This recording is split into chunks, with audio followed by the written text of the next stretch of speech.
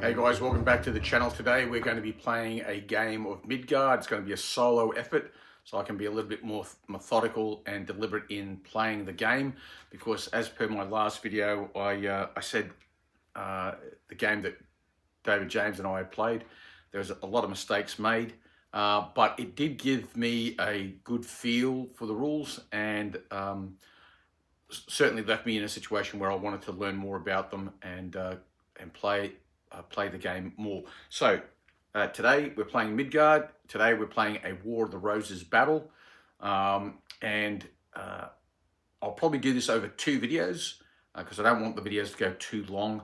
So I try to aim for an hour, hour and a half maximum for any one video. So we're going to try to keep this one around about the hour mark, and then we'll come back and finish the battle up. It's, like I said, it's a high medieval War of the Rose battle. I'll try to introduce a little bit of treachery, alliance play into it, and also it's also one of those periods that I don't think Midgard was written specifically for, but can certainly work for.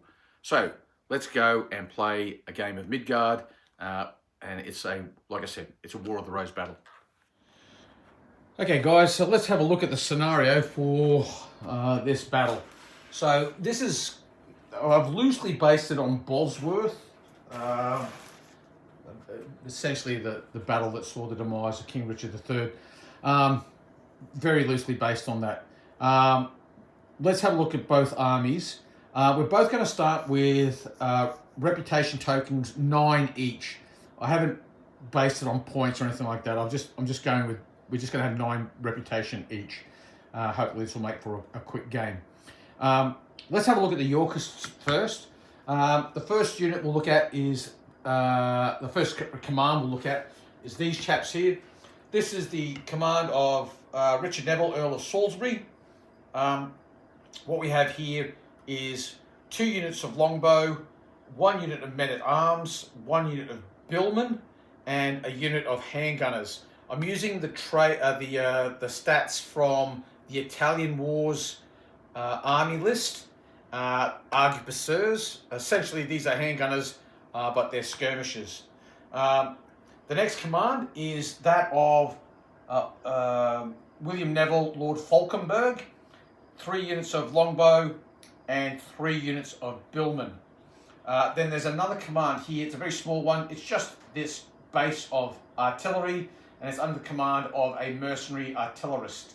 So he has just 1 mighty D. William Neville has 2. Earl of Salisbury has 2. And then finally we have Richard III. He has 1 unit of knights, and he has some dismounted men-at-arms, and he has 3 mighty deeds. He is actually mounted here with them. He's part of this this knight unit. He can dismount if he wishes, but in all probability he'll stay mounted. So that's where he is. Now, command radius is reduced to just 1 spear throw. This is these battles are much larger than we would normally think of during playing with Midgard. So command radius, because of the size of the battle, is reduced. So it's just a single spear throw is the command radius. So that is the Yorkist army. Now the Lancastrian army is a little bit more interesting. Okay, now before I go on to talk about the Lancastrian army, just so you know, I'm using this set of army lists from the Italian Wars, and also the lists for the the War of the Roses, these lists as well. All right, you can find all these lists on the Mogsy Makes. I think it's called Mogsy Makes. Yeah, mogsymakes.net. You can find those lists there. Right. Now, it's the War of the Roses, so we couldn't have a battle without some intrigue and treachery. So let's have a look initially at the main Lancastrian force. What we have here is 2 units of longbowmen I said 2 units of longbowmen. God, I'm losing my mind. It's 3 units of longbowmen. So there's 3 units of longbowmen, 2 units of billmen, and then 2 units of men-at-arms. They're exactly the same. They have exactly the same traits as the Yorkist longbowmen. So combat dice 8, shooting dice 8, armor 2, stamina 4. Then we have a billman unit here and a billman unit here. Combat dice 12, stamina 4, armor 3. So they got a little bit better armor than the archers, which you would expect for guys that are getting stuck in with halberds, bill hooks and the like. Men at arms, there's 2 units of men at arms, and this command here is under the command of Oxford. He has 3 mighty deeds. As for the men at arms, same as with the Yorkists. Combat dice 12, armor 4, stamina 4, and they have spears as tribute as a trait. Also the men at arms, the longbowmen, the billmen, they all have the replacements trait as well, so they can do relief in place with one another. Okay. Also should be noted that the men-at-arms, dismounted men-at-arms on both sides have the steadfast. Bottom line is they don't risk taking damage if people recoil into them. And they also have drilled.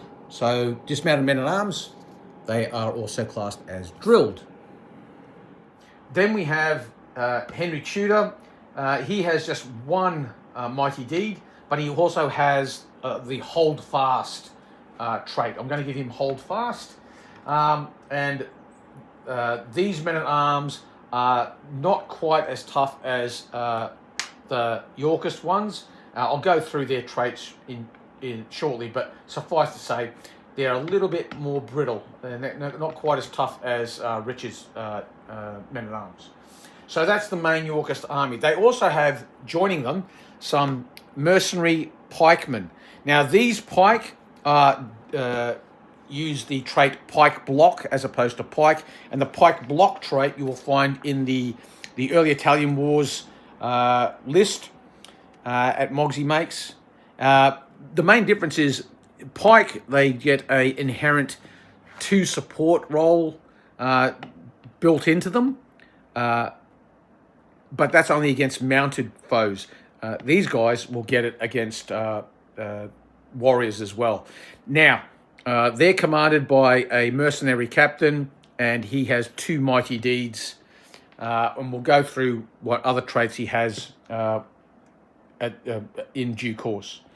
Now, over here we have Irish mercenaries. Now, these guys, they're led by a mercenary captain, also with 2 mighty deeds, but they're a little bit suspect. So what's going to happen is at the start of each turn, we'll roll 1d6 on turn 1, and if we get a 6, they'll commit.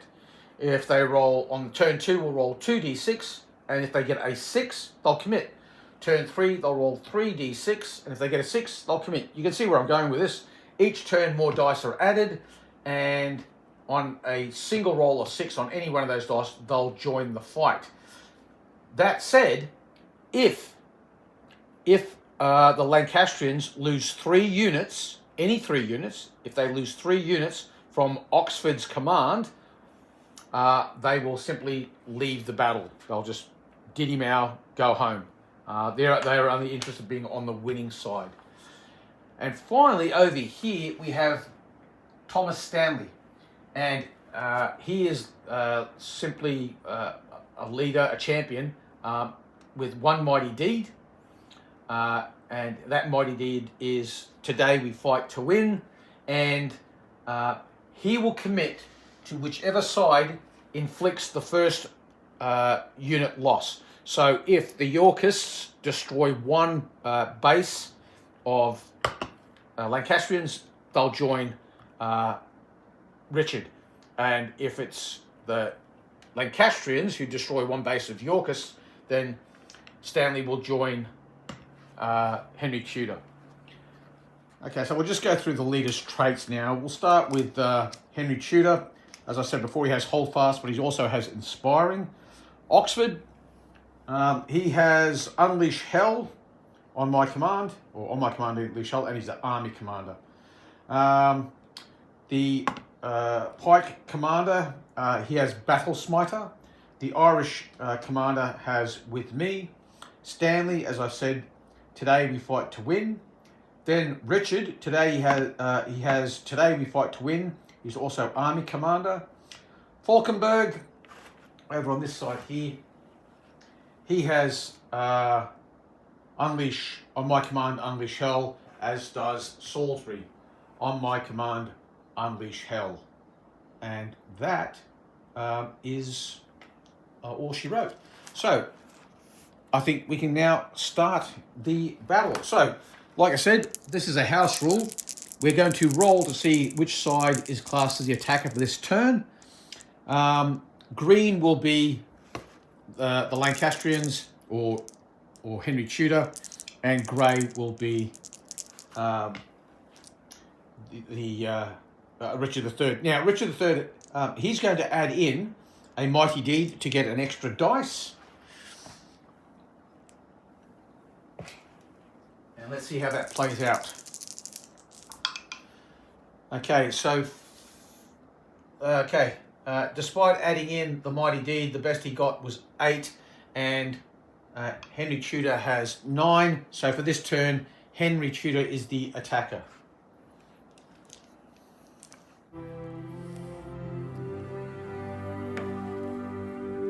So it's turn 1. Let's see if the Irish commit. They need a 6.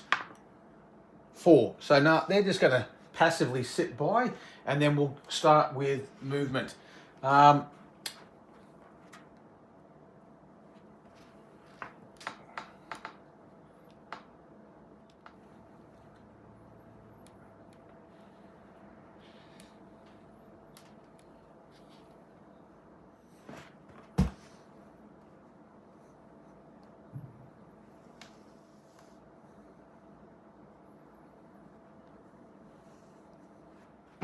Well, that's the Lancastrian movement done. So now we'll move on to Yorkist movement.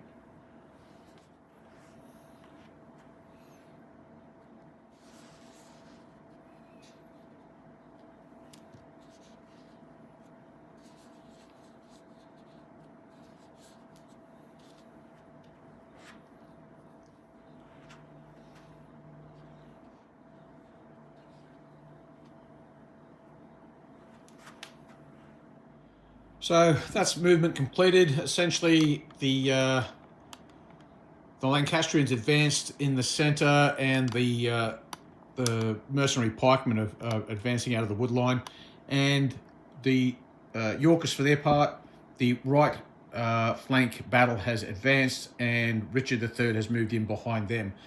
Right, so now we go to shooting.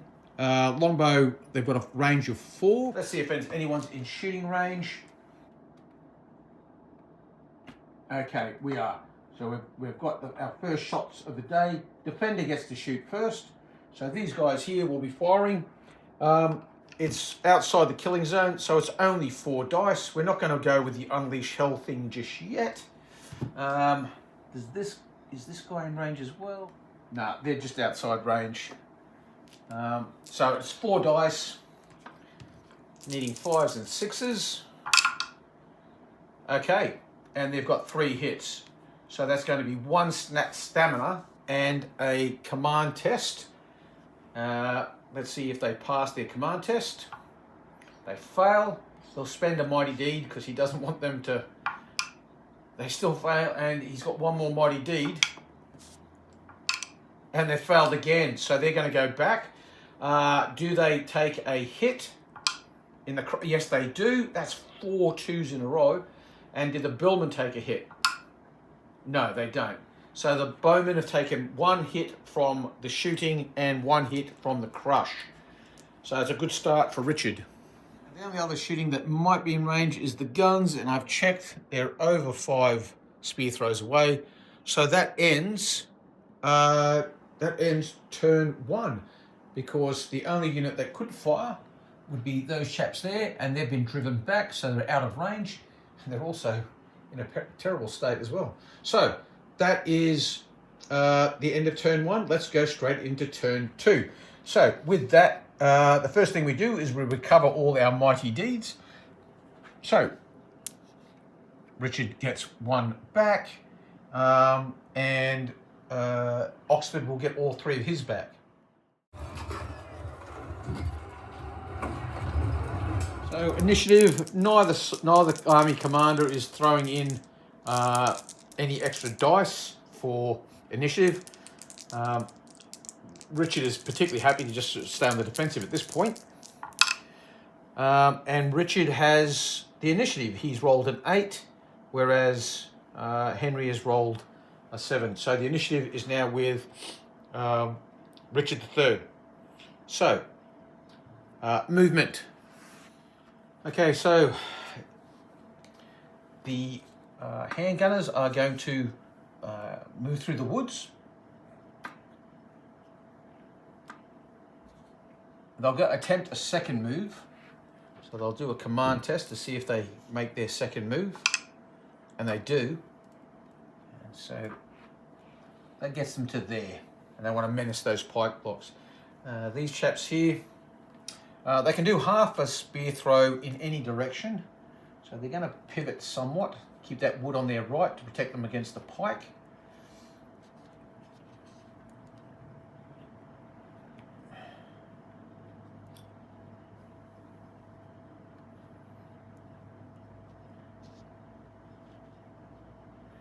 And Richard Neville, he's joining this men-at-arms unit here. Meanwhile, he likes it on this high ground here, and he's going to anchor himself there, I think. Good old Falkenberg. The cannons, they're not doing anything else. These chaps are going to move once to the side. They are drilled, so they don't have to do a test to move a second time. So they're going to move across this way, and that will let Richard come through here. And that is all the movement for the Yorkists. Now for the Lancastrians. We'll test, now we're rolling 2 dice for the Irish to see if they commit. So a 6 on either of these will help, and they have a 6. So the Irish have decided to pitch in. Oh, very big error. So let's go do the movement for, we can do shooting, because shooting by skirmishes is done during the movement phase. So these handgunners will shoot at the pike block. So they're going to cut loose on them. So it's 3 dice. Hitting on 5s and 6s. Oh, well, that's 2 hits, but I'm pretty sure the pikeman's armor is 3. I'll check that. Yep, it is 3. So it's just a command test, but Hell's Breath, they roll 2 dice, take the lower 2. And, sorry, the lower 1. Doesn't matter, they've failed on both of them, so they will recoil. Now I can use a Mighty Deed. He has 2 of them, so he's going to use 1 to roll that again. Now I think he just rolls 1 dice, and he's passed. Yes, Hell's Breath causes 2 dice rolls, but I'm pretty sure you only roll when you re-roll using Mighty Deed. You only have to roll 1. You're just because you're rolling 1 die, the one that failed. So they've passed, but he has used a Mighty Deed to pass that test. So now all the shooting is, all the movement's done, and the skirmish shooting is done, and now we go on to the Lancastrian movement.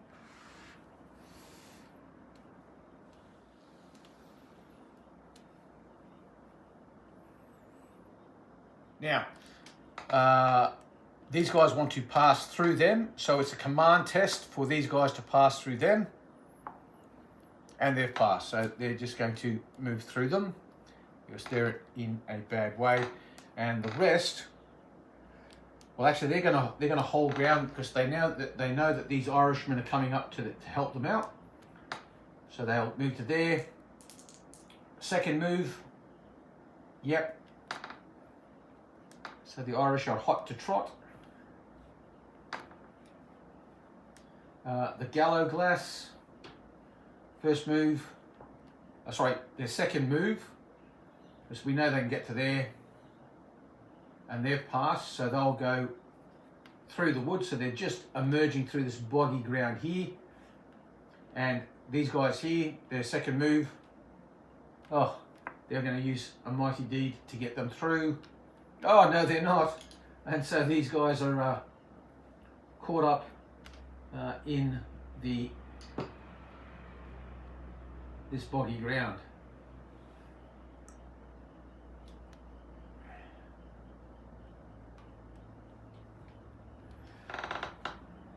And at this point, that's all the movement they're going to do, or maybe not.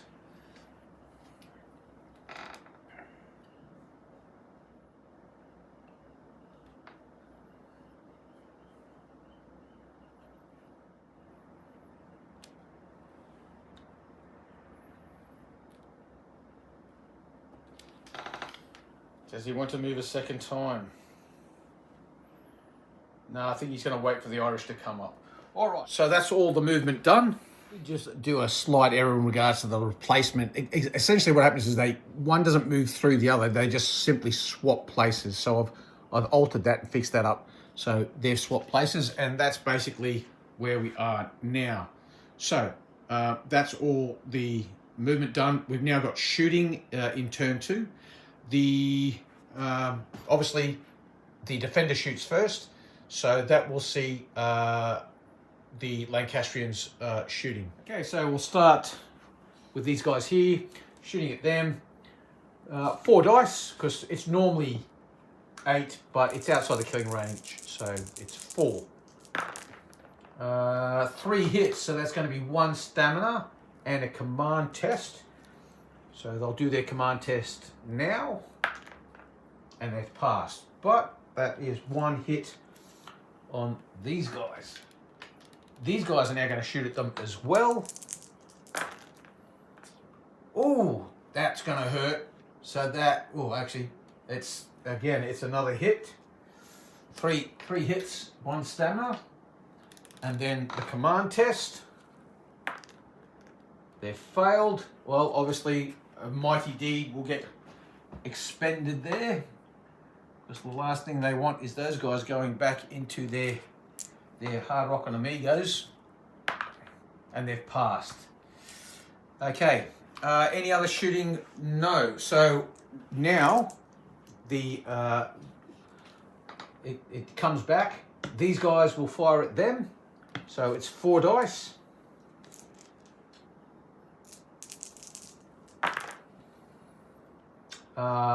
That is 2 hits, which is 1 casualty on them. And obviously the command test. And they failed. He's going to pitch in a mighty deed. And they've passed. And now these guys shooting. It's normally 4 dice because of the range, but they're at half strength, so now they're down to 2. But he could pitch in. Does he have any more mighty deeds left? Yeah, he has 1 mighty deed, so we'll throw that in. And so that'll take him up to 3 dice. It's only 1 hit, but it's enough to cause a test. So he does his test, and he passes. Okay, the guys on the hill, are they in range? No, not yet. But the guns, thank God for the guns. 1. Oh, I'm going to say no. They're just outside. Not quite there yet.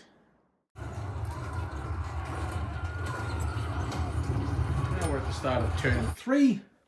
The air conditioning has been turned off because it's warm enough. And we're going to roll for initiative with the Yorkists being the orange dice. And Richard III has the initiative.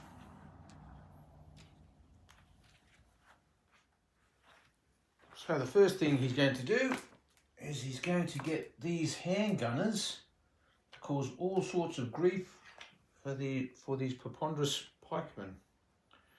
So he's going to move those to there.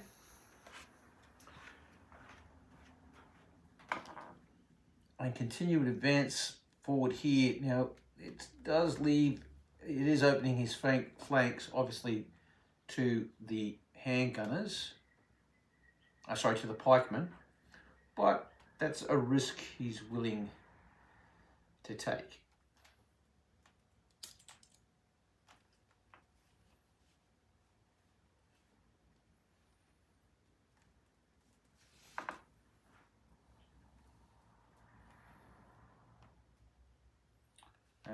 He's going to stay pinned to this high ground. Instead, what he's going to do is he's going to get everyone to just move sideways once. And Richard Neville, William Neville, Lord Falkenberg, is going to join this lead archer unit. As will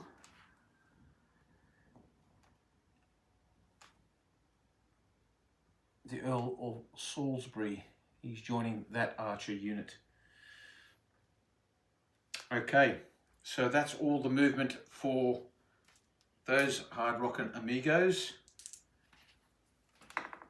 They're not in the kill zone yet, so it's still only 3 dice. But they do get a hit, which is really what they wanted. So they have to do a command test. Hell's Breath, 2 dice, the lower of the 2. They've passed, 4 and 4.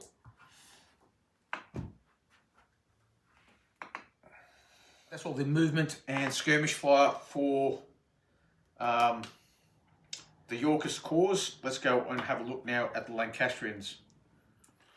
Right, so these guys are going to just move straight ahead.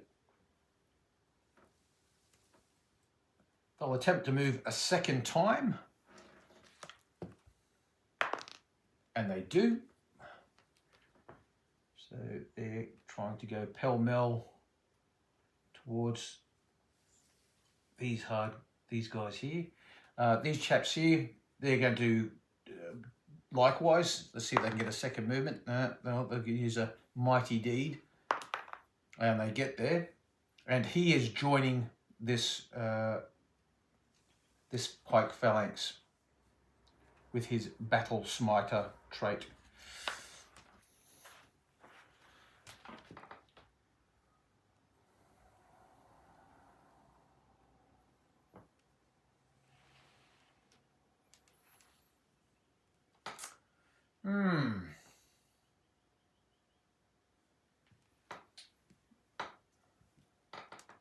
Well, here's drilled, so you go a second move without having to actually test.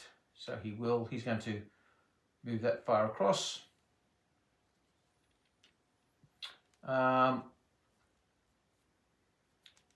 then what we have here is, of course, good old Henry Tudor is going to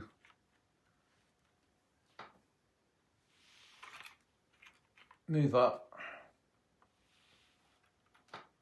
to add a little to it. Now, these chaps here,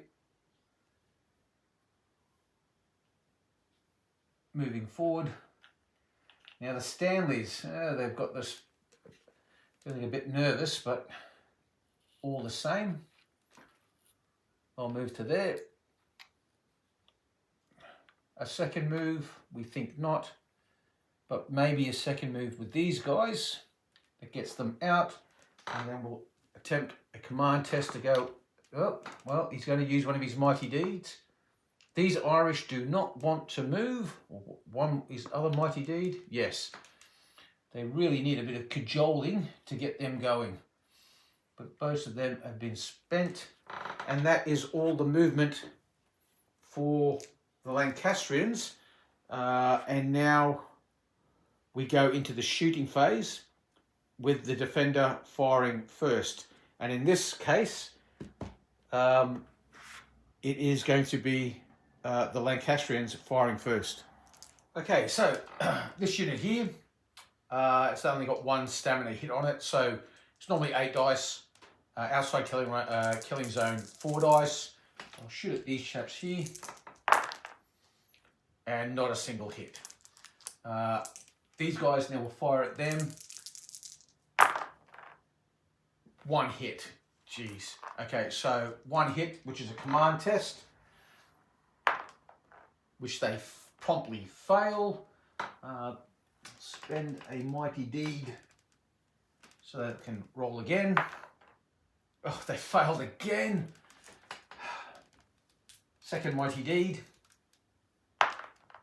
Passed. That's unfortunate because he did want to use, on my command, unleash hell, but that's not going to happen. That's all the shooting done there. There is no more shooting for the Lancastrians. So now the Yorkists will fire. Nothing in their kill zone, but these pike are boring down on them. So that's a concern. So they're going to change targets. They will fire at these guys here. 4 dice. Or do, yeah. And no hits. These guys here, it's only going to be 2 dice. And they'll shoot at these guys. 1 hit, which is a command test for these guys, which they fail. He spends a mighty deed. He fails, he spends a mighty deed. Command rolls passed. Okay. And he is in command range because you measure from the unit. Okay. The next lot of shooting, the guys on the hill, I'm pretty sure I've already checked that. They didn't advance, so no, they're still out of range. So the only other shooting will be the great guns, the guns, the cannons, and the only thing that's in range are the gallow glass there. They can't hit those archers, but they can shoot at the Irish, and they will. So, light artillery, it is 4 spear lengths, and from that point to these guys there, it just falls into 4 spear lengths, so they will be able to fire at the gallow glass. So that'll be 6 dice.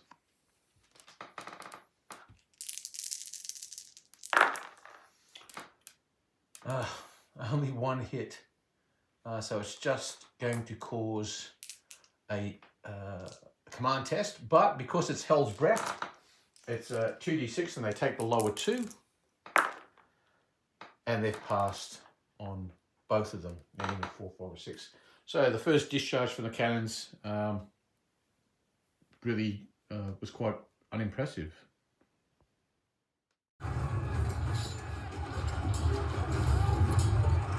We'll pre-allocate mighty D's in a moment, but we'll just roll for initiative for turn 4.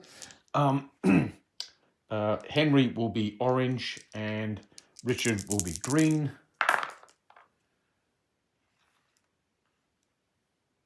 And Henry has the initiative.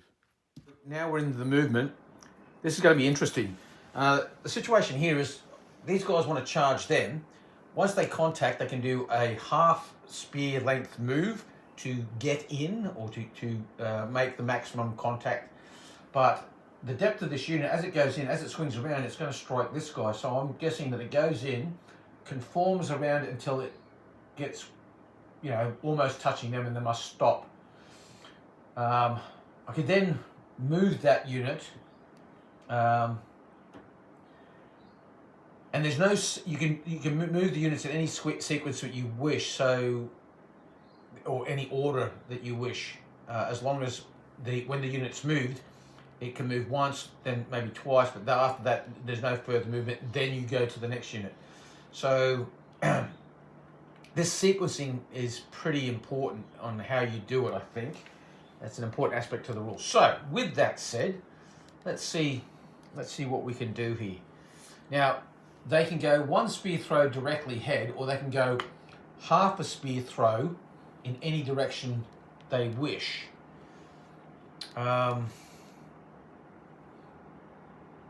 Right.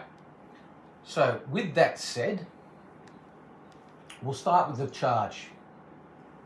He's going to go forward, strike there. He can do up to half a spear. Well, that's it. He's moved. That's as far as he can go.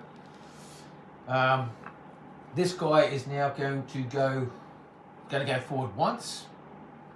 And the reason I'm doing this is I want to get him as forward as much as I can to get within support distance of this guy. So I'll do a command test to move forward again. He passes, and he's going to move so that he's in support range of this guy. So he'll have a support here and a support there. Moving right along.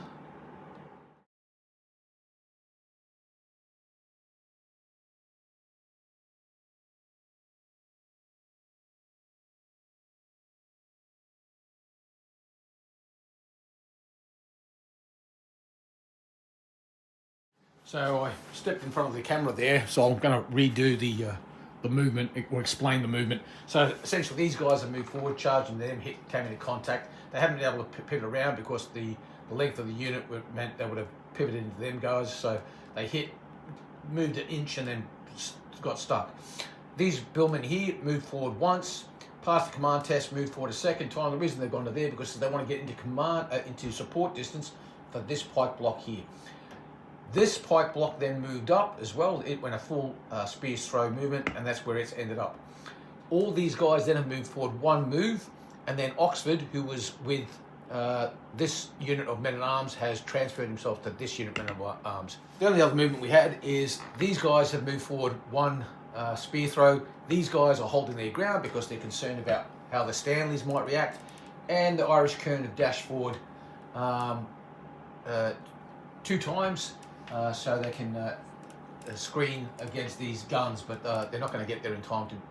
Well, I'm pretty sure the guns could shoot through here, or the guns could shoot through them. They are on higher ground, so I can't see why they can't fire over the head of the Kern. And so that's all the movement done. There's no skirmish fire because there's nothing in javelin throw range for these guys. That's all the movement done. So now we're going to go into the Lancastrian / Tudor hand-to-hand combat phase. Henry Tudor, for his part, just like he did at Bosworth, he's hanging back and not getting too involved. He's letting Oxford do all the work for him.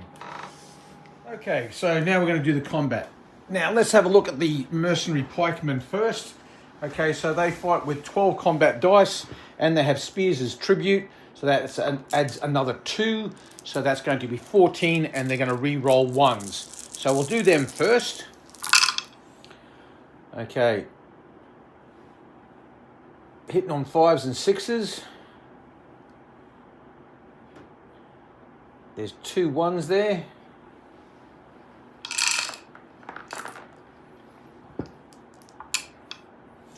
They got another 1 out of it, so they've got 6 hits out of 14. That's pretty good.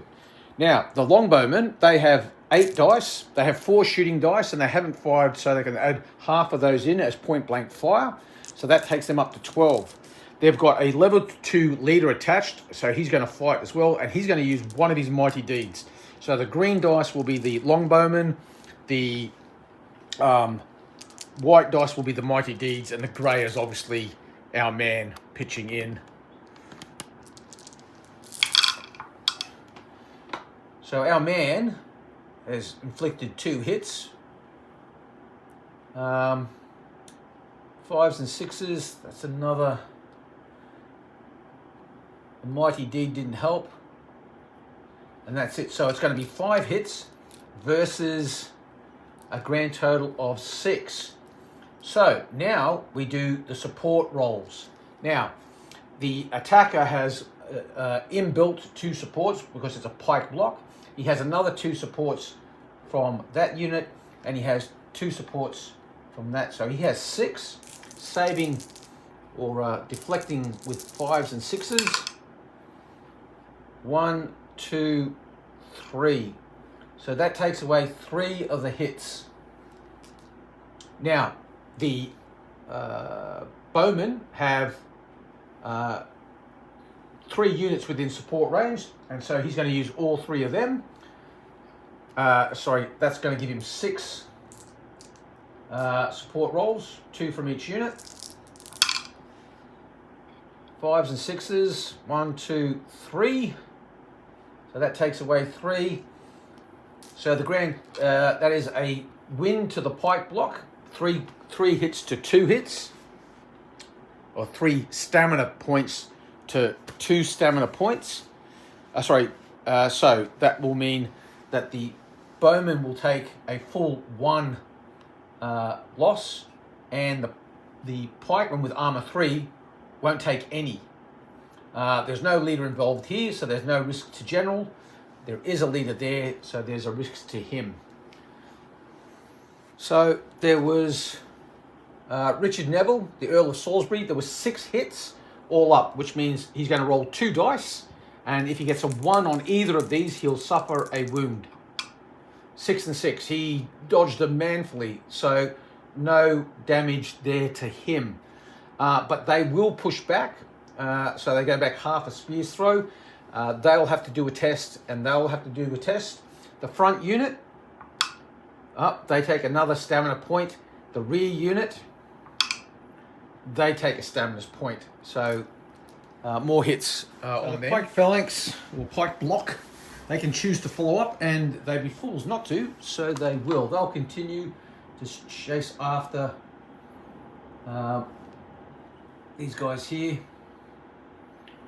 And they have the winning marker because, well, they've been winning. So that's where they're at.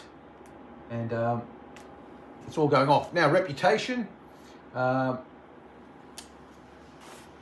do you get reputation simply for charging, or does there have to be a hero involved? Let's have a look.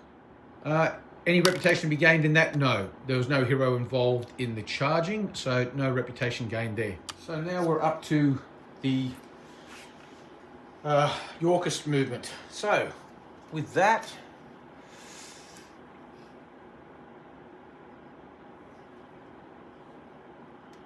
as handgunners will move to a position where they can do the most good. Second movement, yes, they're successful. Envelop him, Besos. Not quite Besos, but yeah. So that's that done. You can do, because they have the replacement trait, they can replace their friends. So they're going to attempt to do that, and you can even do that whilst in contact, I'm pretty sure. I'm so certain I'm going to do it, and then I'll check the rules after. Command test here for them to attempt to replace with these guys here. 5, they're successful. So the longbowmen simply swap places with the billmen, which makes infinitely more sense because these longbowmen would be just having their butts handed to them. So they've gone scurrying to the rear. Make way, make way. And our good friend Richard Neville is staying. He's going to join the billmen. These guys here, they're going to stay there. Oh, they've got 2 hits on them. They'll do a replacement with the men-at-arms that are directly to their rear. So they pull it off.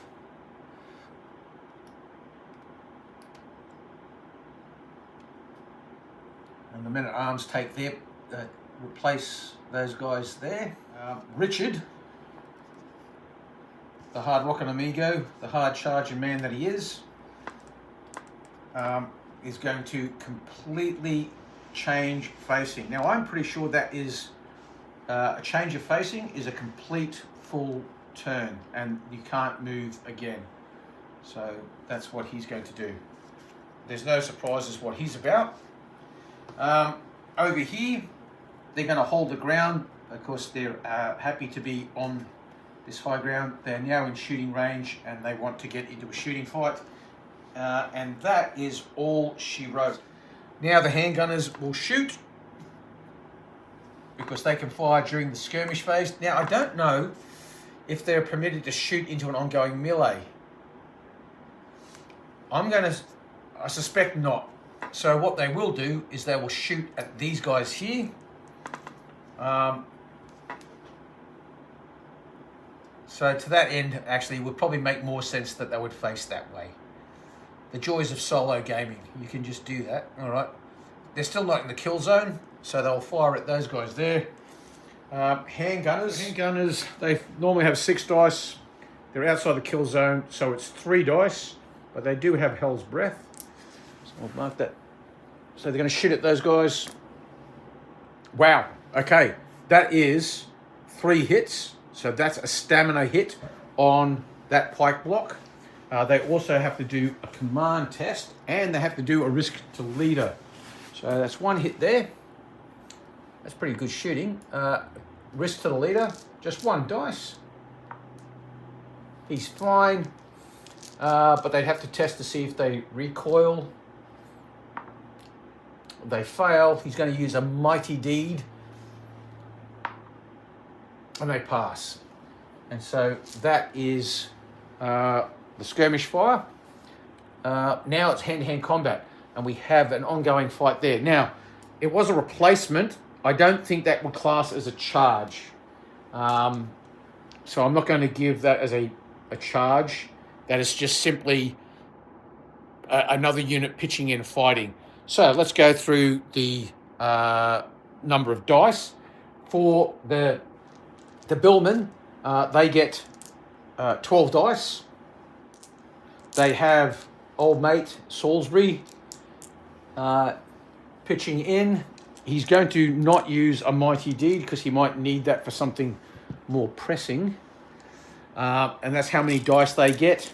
So they're hitting on 5s and 6s. 1, 2, 3. A lot of 1s there, but they're of no help to them. This is not good. The pikemen, they have, as we've gone through this before, 12 dice plus 2 spears as tribute because they have not suffered any losses. And they're re-rolling 1s because they have the winning mark. Whoa, this is not good. 1, 2, 3, 4, 5, 6, 7, 8. 8 hits. Okay. They've got 2 supports because the bowmen behind them fought this turn already, so they can't use them. So they'll roll their 2 supports, which is a grand total of 4 dice, and they've taken away none. All right. The pike block has 2 inbuilt. They have 2 from this unit and 2 from the billmen.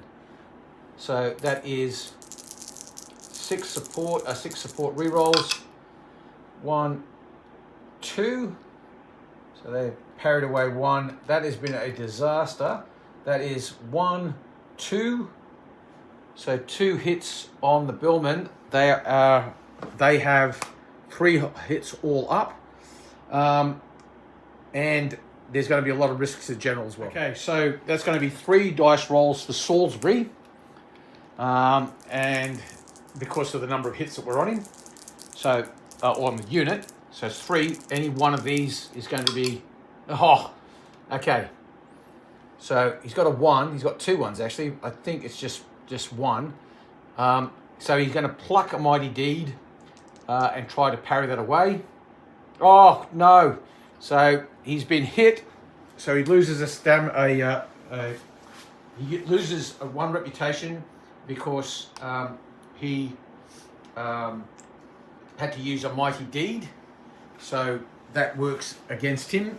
So that's one gone. He might also lose a mighty deed for being wounded. Let's have a look. Loss of reputation. Sorry, reputation. Mighty deeds. I'm getting them all mixed up. Hero used a mighty deed to re-roll a risk to hero's result. He's done that, and that's it. So, but he's wounded now. So he's got one wound on him. Now, the billmen they've only got one stamina left, so they must do a command test to see if that causes them to break. No. Now they do their pushback, see if that causes them to break. Nope. And the bowmen behind them, they get pushed back, and they're fine. Now, in doing so, they'll go back into the men-at-arms, but because the men-at-arms are steadfast, they don't have to test for being pushed back into. So after that, we have both of these units, well, the lead unit's on 3 stamina points lost, 2 stamina points lost there. The Earl of Salisbury is with the billman, carrying a wound. He's been fighting manfully the whole time, but he's looking pretty dodgy now. And so that's all the movement done. So now we go to shooting, and because the Yorkists in this turn are the defenders, they will get to shoot first. Actually, those 2 ones would have resulted in the Earl of Salisbury being killed. So he's actually dead, and as a consequence, they lose another 2 points of reputation. So, yes, it's not looking good on the right flank for the Yorkists. Just for narrative purposes, because this is a War of the Roses game, Salisbury might not be dead, he might be captured. So let's have a look. 6. Okay, 3 to 6. He's been captured. So he's not dead, but he's been hauled off. I suspect after the battle, given the nature of the whole thing, he's probably going to get the chop. Okay, so now we're up to the shooting phase, and I have been making a mistake, but I don't think it's made any difference to this game, but it would now. So the mistake I've made is when it was shooting, I would let all the defender units shoot and then all the attacker units shoot, and that's not quite right. It alternates, but the defender gets to fire first. So a defending unit shoots, then an attacking unit shoots, then a defending unit shoots, then an attacking unit shoots, and so on and so forth. So we're going to rectify that mistake as of this turn going forward. And so the first unit shoot will be from the Yorkist side, and then we'll obviously go with one from the Lancastrian side / Tudor side. Okay, so the first shooting we're going to do is with this unit here. We're going to use one mighty deed to unleash hell, which means he gets to roll a d6, and that's how many extra dice he gets in shooting. And he's got 6, so it's going to be 4 because of the range. He gets 6, so that'll take him up to 10. So we're just going to go with 10 dice. He'll keep 1 back because he might need it. 2, 4, 6, 8, 10, and he's going to shoot at this unit here. 1, 2, 3, 4. Okay, 4 hits, that's 2 casualties. So that's significant. So 2 casualties on him. That takes him over half, so that's good. Does he retreat? He has to do a command test not to go back. And he holds his ground. So now, they'll shoot back, and they might as well shoot back with this unit here.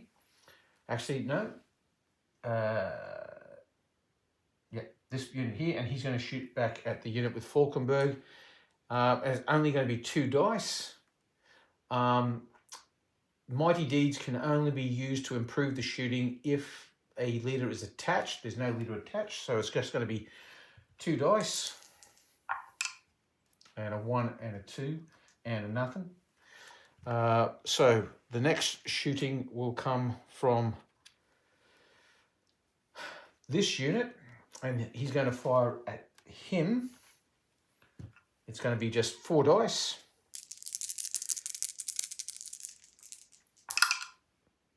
6, 6, 3, 2. Okay, so that's another hit. So they go up to 3 now.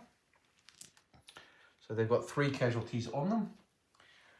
Do they recoil away? It's not in the box, it doesn't count. No, they're standing there manfully. So now the next unit to fire will be this Lancastrian unit. The nearest unit is these men-at-arms. It's going to be 4 dice. Their armor 4, so it's not in the kill zone. So he's just outside of the kill zone. It is at an angle, so it's only going to be 4 dice. 2 hits, which is not enough to cause a stamina loss, but it does cause a test, and they pass. The next unit to shoot will be these guys here, and they'll fire at them. They desperately want to destroy that unit because then the Stanleys will join their cause, but not with shooting like that, so nothing there. There's no other shooters for these guys. Actually, there is. They could do overhead fire with just a single dice on them. And these guys here. So it's just going to be 1 dice. 6 is a hit. So they've shot. 1 hit on them. They fail.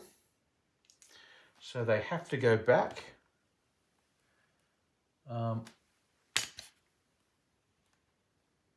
Okay. This will be interesting. So they've recalled their half spear throw, pushed them back half a spear. Well, they've gone back half a spear. They've gone back to this point here. They fortunately don't bump into anybody else. They don't have to test, but these guys do.